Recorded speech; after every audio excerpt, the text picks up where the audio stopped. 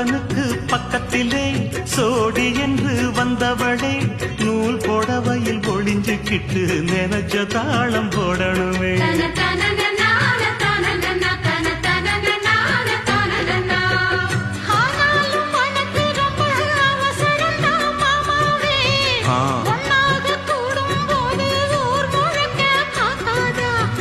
பார்த்தாலும் தவறு இல்ல பனியுறங்கும் ரோசாவே உன்னால சொத்த வச்ச மூக்குலதான் வைக்காதா.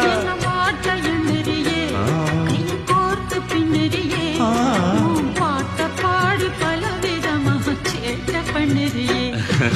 செங்கு